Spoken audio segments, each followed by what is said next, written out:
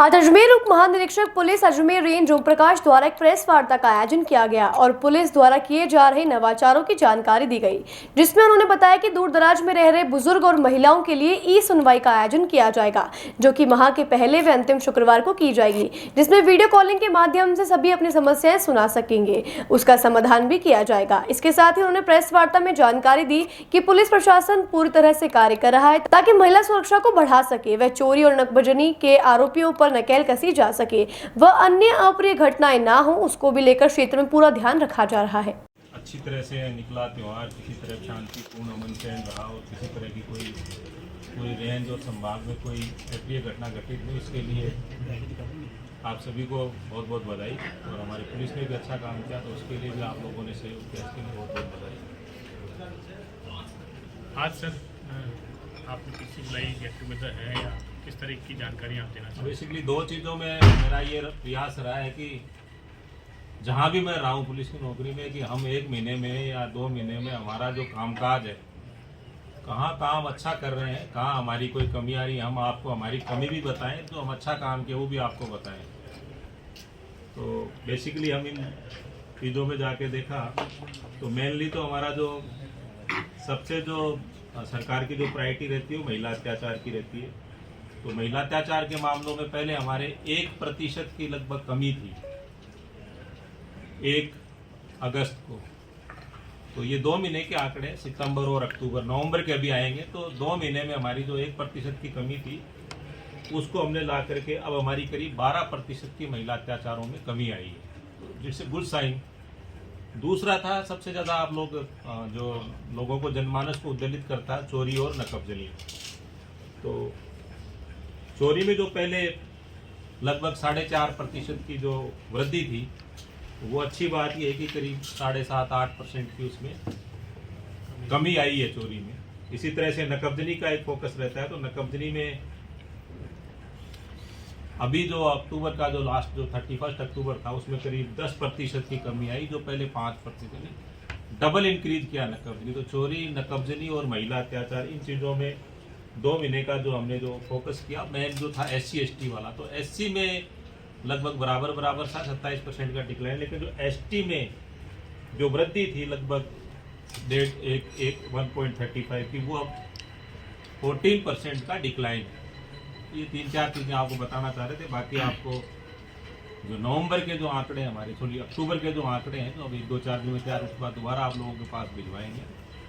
तो इन चीज़ों पे बात करनी थी। मेनली एक जो आज जो बुलाने का आपका जो उद्देश्य था, एडिशनल SP साहब जो हमारे क्राइम एंड विजिलेंस देखते हैं, विजय कुमार सिंह जी, तो इन्होंने कुछ नवाचार इन्होंने किए हैं, अपने स्तर पे किए हैं। इनका चूँकि बैकग्राउंड जो है वो IT का है, तो हमने ये देखा है कि 2 महीने में, हर 2-3 महीने में, मतलब जो परिवादी जो आते हैं यहाँ पे, बड़ी संख्या में रेंज कार्यालय में परिवादी आते हैं। लगभग 350 के करीब परिवादी यहाँ पे आते हैं, बड़ी दूर दराज से आते हैं, उनको बड़ी दुविधा रहती है आने जाने में। और एक परिवादी आता है तो उसके साथ 4-5 आदमी और आते हैं, तो उनका भी एक उसका खर्चा भी होता है, उसके अलावा काम छोड़ के भी आते हैं। बहुत बड़ा कोई प्रयास नहीं है हमारा, मतलब जैसे जन सुनवाई करने के लिए हमने जो 1st और 3rd जो आपका फ्राइडे है, उसमें इवनिंग में हमने जन सुनवाई करेंगे। जहाँ परिवादी जहाँ चाहेगा हमारा आदमी कांटेक्ट करेगा, वो थाने पे करना चाहता है तो थाने पे उससे कांटेक्ट करके और बात करेंगे। अगर वो जिला स्तर पे करना चाहता है तो जिला स्तर पे करेंगे, लेकिन उसका फ़ायदा ये है कि मतलब यहाँ उसको आना नहीं पड़े। तो ये हमने देखे आंकड़े जो आपका अगस्त से अक्टूबर के देखे तो लगभग 327 परिवादी आए। इसी तरह से मई से लेकर जुलाई तक के तो यहाँ भी इतने 350 करीब परिवादी आए। तो जितने भी जो परिवादी, उनका निस्तारण थाना या रेफरेंस, लेकिन वो एक्स्ट्रा चाहता है कि नहीं साहब, मैं तो ये मानता हूँ इसको। सर कई इनोसेंट है, थाने तक प्रयास करते हैं, उनका जो भी कंप्लेंट है या जो उनका मुकदमा, उनकी फाइल मंगा के देखते हैं, फाइल को एग्जामिन करते हैं। और वही नहीं, जबकि कोई गंभीर मामलों के जो NDPS के मामले हैं या डकैती के, लूट के मामले हैं, अगर परिवादी नहीं भी आता है, कई मामलों में परिवादी नहीं आता है, तो भी हम उसको एग्जामिन करते हैं। तो एक सतत प्रक्रिया है, जरूरी नहीं कि परिवादी आए। ये काम हमारा सुपरवाइजरी ऑफिसर का है कि वास्तव में इन्वेस्टिगेशन सही हुआ या नहीं हुआ, और केस दर्ज होने के बाद, केस के बाद में उसका इन्वेस्टिगेशन, और इन्वेस्टिगेशन के बाद उसका चालान कोर्ट में पेश करना, और चालान कोर्ट में पेश करने के बाद में वो कन्विक्शन हुआ या नहीं हुआ, और कन्विक्शन नहीं हुआ, बरी हो गया, तो उसमें क्या कारण रहे, क्या पुलिस के इन्वेस्टिगेशन के कारण बरी हुआ, तो उन चीजों को भी हमारा एक्विटल रजिस्टर उसको लास्ट तक भी देखती है पुलिस। इस चीज ऐसे कितने मामले हैं जो वो हर फाइल आती है कोर्ट में, जो बरी हुआ उसका एक्विटल रजिस्टर होता अजमेर है। रेंज का बताते हैं सर, अभी यहाँ रहे तो आप यहाँ मैं पे आपको कुछ आंकड़े नहीं सामने बताऊंगा, लेकिन आपको आंकड़े में इस चीज का लेके नहीं, आपको बता देंगे, आपको है ना, आंकड़े मेरे यहाँ ले लीजिए, आपको उपलब्ध करवा देंगे कितने में हमने चार्जशीट दी। पोक्सो के मामले में सजा कराई तो उनको हमने अप्रिशिएट किया। अगर कोई बरी हुआ है या बरी करने के केस को खराब किया है, उसमें कितने आरोप पत्र दिए हैं, हम आपको भी 5 मिनट में बता देंगे। गौहर चिश्ती का उदाहरण महीने में इसके अंदर हम जो MH के गाइडलाइंस है कि महिला अत्याचार और पोक्सो के जो रेप के मामले, उसमें मैंडेटरी है जी कि 60 दिन में उसका चालान पेश हो जाना चाहिए। अगर आपने 60 दिन में चालान पेश कर दिया तो आपको 100 नंबर है, और 60 दिन में आपने चालान का मतलब ये नहीं कि आपने फॉर्मेलिटी कर दिया, आपका उस पर चढ़ जाना चाहिए।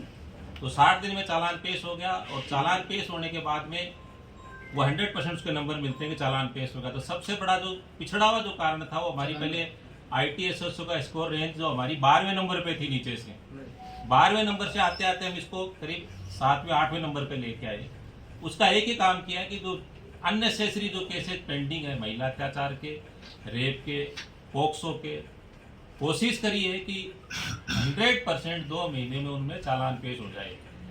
फाइल को लेके उसका तरीका ये है कि 30 दिन के बाद में CO देखता है, और 30 दिन से ज़्यादा जो ही केस अगर पेंडिंग होता है तो उसको SP साहब देखते हैं। 45 दिन के बाद फाइल में मंगा के देखता हूँ कि इसमें चालान क्यों नहीं पेश हो रहा। FR का मामला आता है, वो FR दीजिए, लेकिन जो चालान लाइक केस है उसको आप 45 डेज में डिसाइड करिए कि इसमें चालान पेश करना है। आफ्टर जुलाई तक में जैसे कुछ लोगों ने डिक्लाइन किया है, तो कुछ वृद्धि की है, जिलों का नाम बताना वो उचित नहीं समझता, लेकिन कईयों के घटे हैं परिवार आना, कईयों के बढ़ गए हैं। हाँ तो वही तो खबर है।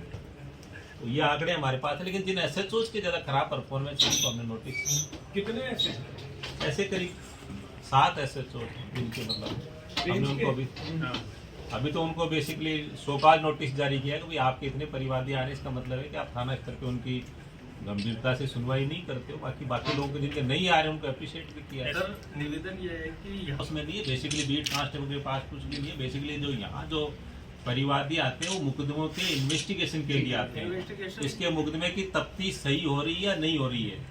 और जो मुकदमों की तफ्तीश जो हो रही है, basically beat constable PT offence वाले नहीं आते हैं, बेसिकली महिला अत्याचार के आते हैं, या जमीनी विवाद संबंधी आते हैं, कोई जमीन का डिस्प्यूट है, या फिर उनकी मारपीट के मुकदमे में सही धारा नहीं लगी या लग गई तो बॉडी ऑफेंस में इमीडिएट अरेस्ट नहीं हुआ।